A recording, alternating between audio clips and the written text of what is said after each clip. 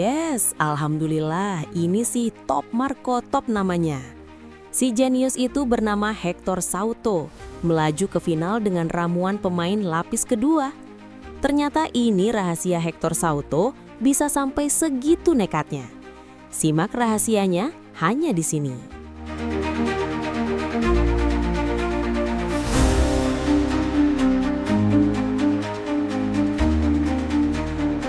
Loh, alhamdulillah, ini baru kabar yang bakal bikin kalian bahagia sampai sujud syukur. Kasus Dean James resmi ditutup dengan kemenangan telak buat kita. Tanpa drama, tanpa lama, duet PSSI dan Jan Hartman sukses menyelamatkan permata baru Garuda dari jeratan sanksi KNVB. Penasaran gimana cara mereka menjinakkan Belanda? Simak sampai habis.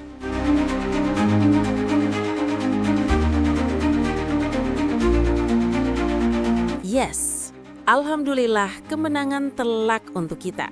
Tapi ada yang bikin seluruh supporter sampai Coach Souto marah besar. Wasit di semifinal sangat menjengkelkan dan terlihat berat sebelah. Bagaimana kronologi kemarahan Coach Souto dan apa saja yang dikatakan beliau? Simak sampai habis dan jangan di-skip sedetik pun.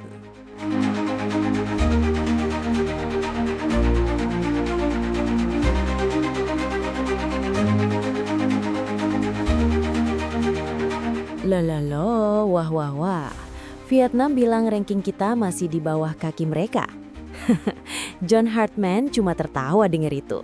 Saat mereka sibuk pamer angka di tabel FIFA, Garuda sudah siap pamer trofi di atas podium. Kalian siap lihat Vietnam dibikin bungkam di Piala AFF tahun ini?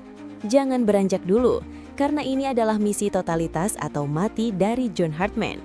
Simak cerita selengkapnya dan jangan di-skip sedikit pun.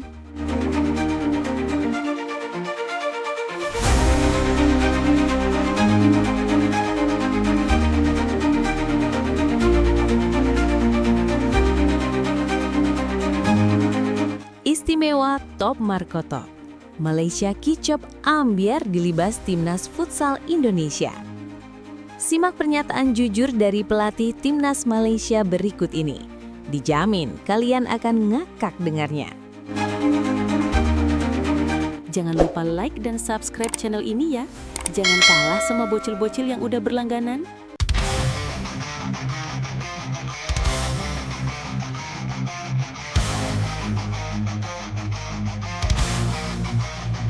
Siapa sangka, langkah berani Coach Hector Souto membawa skuad yang didominasi wajah-wajah baru dan pemain lapis kedua justru berbuat tiket ke babak final AFF 2026.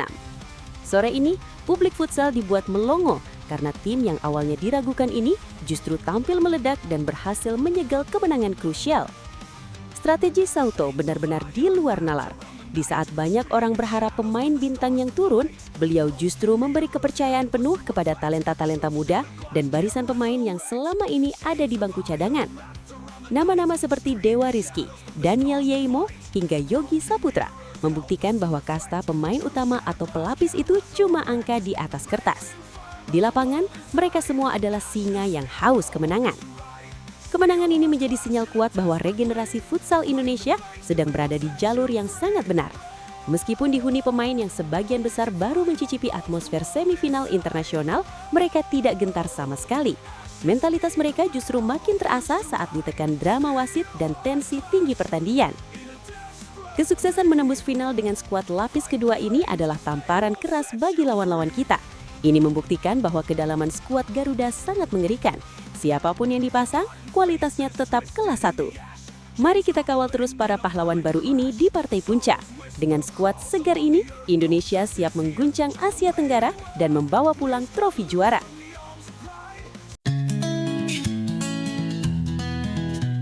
The clock struck 12, a New Year's light, a chance to dream. Siapkan kembang api dan tabuh jendrang.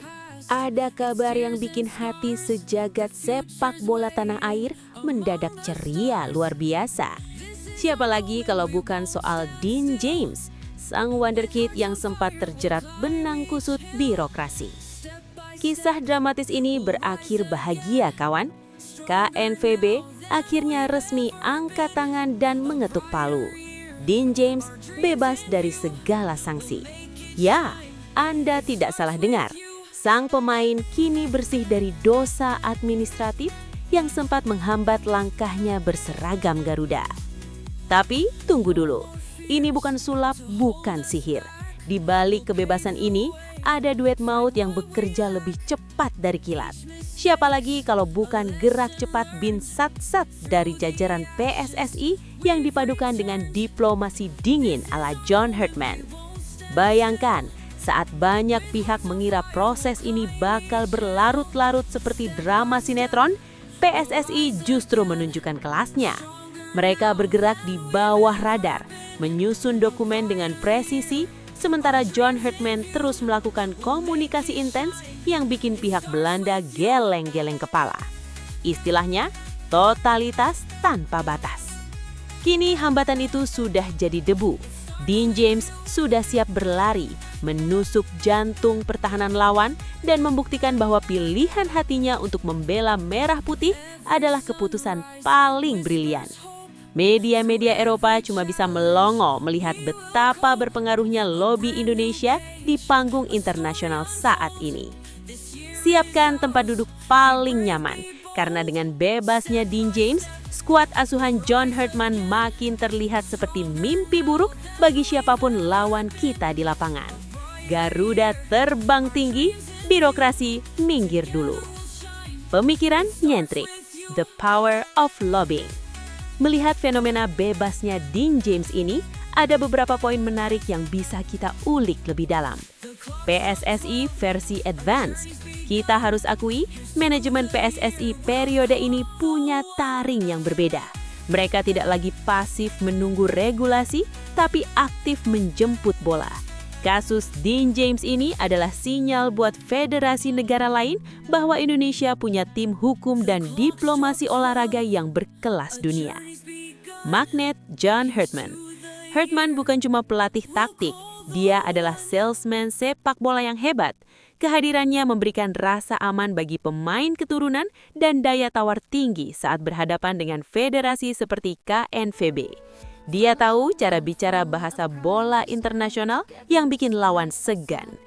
Istilahnya, totalitas tanpa batas. Kesimpulannya, Dean James adalah kepingan puzzle yang hilang dan cara PSSI dan Herdman menyelamatkannya adalah sebuah masterclass dalam diplomasi sepak bola modern.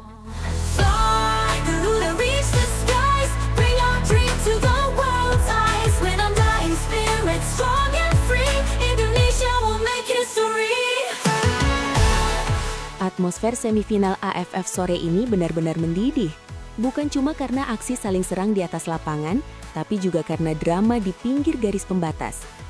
Pelatih kebanggaan kita, Hector Souto, tertangkap kamera melakukan protes keras dan terlihat sangat meradang terhadap keputusan wasit yang dinilai sangat merugikan skuad Garuda. Kejadian bermula saat wasit mengeluarkan beberapa keputusan kontroversial yang dianggap soak alias tidak masuk akal. Coach Souto yang biasanya tenang, kali ini kehilangan kesabaran. Beliau tampak berteriak di depan ofisial keempat, mempertanyakan kredibilitas sang pengadil yang seolah menutup mata pada pelanggaran-pelanggaran keras lawan. Ketegangan sempat memuncak saat beberapa kali instruksi taktik Souto terganggu oleh peluit wasit yang dinilai berat sebelah. Wajah merah padam sang pelatih menjadi gambaran betapa frustasinya kubu Indonesia melihat kepemimpinan wasit yang seolah-olah ingin menjadi bintang utama di laga krusial ini. Meski diteror keputusan aneh, mentalitas anak asuh Hector Souto tetap terjaga. Namun, protes keras ini jelas menjadi sinyal bahwa kita tidak akan diam saja jika dikerjai di atas lapangan. Semangat berapi-api dari bench pelatih ini diharapkan bisa membakar motivasi pemain untuk membalas ketidakadilan dengan kemenangan manis. Apapun yang terjadi, kita dukung penuh Coach Souto. Jangan biarkan peluit wasit mematahkan semangat juang merah putih. Garuda, hajar terus!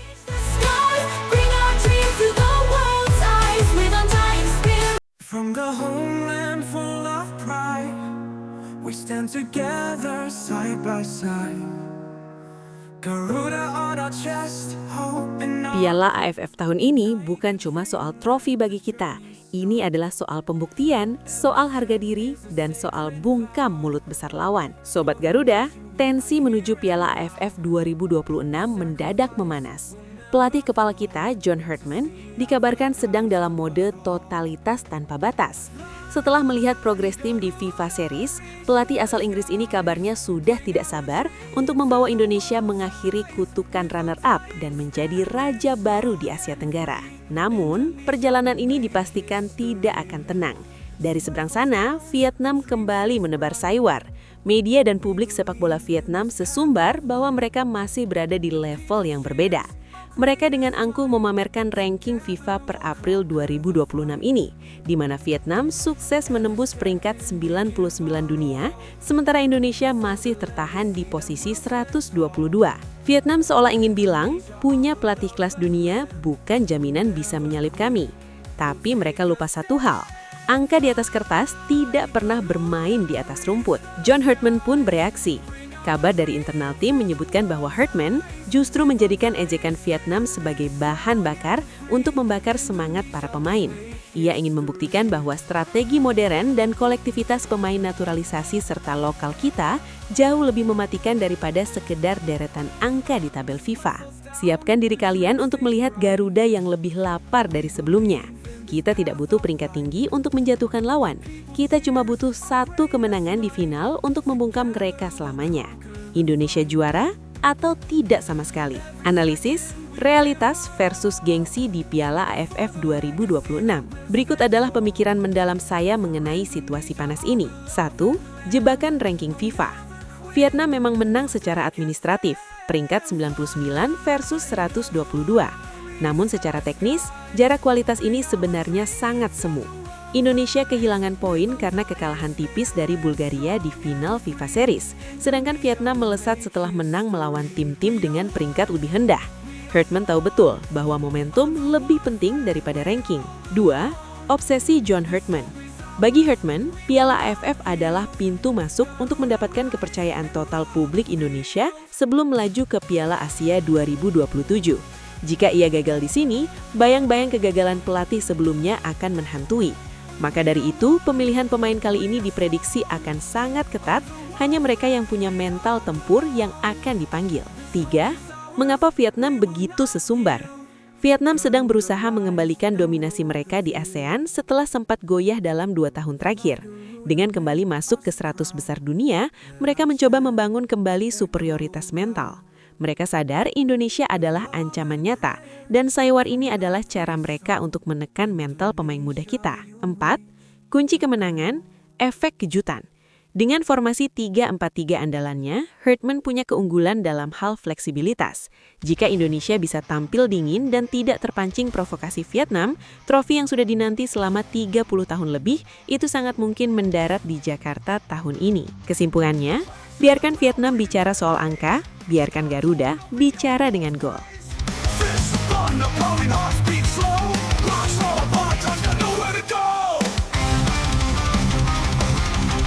Pesta gol terjadi di lapangan hari ini. Timnas Futsal Indonesia benar-benar tampil menggila saat berhadapan dengan rival abadi, Malaysia. Tanpa ampun, skuad Garuda berhasil melumat tim Harimau Malaya dengan performa yang sangat dominan sejak peluit pertama dibunyikan.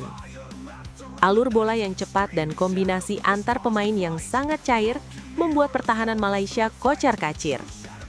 Gol demi gol lahir dari skema serangan balik yang mematikan dan penyelesaian akhir yang sangat dingin. Mentalitas juara benar-benar ditunjukkan oleh anak asuh pelatih kita, yang tidak mengendurkan serangan meski sudah unggul jauh.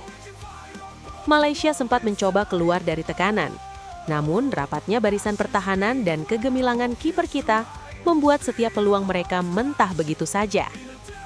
Hasil ini bukan sekadar kemenangan biasa, melainkan penegasan bahwa Indonesia masih menjadi kekuatan utama futsal di kawasan Asia Tenggara.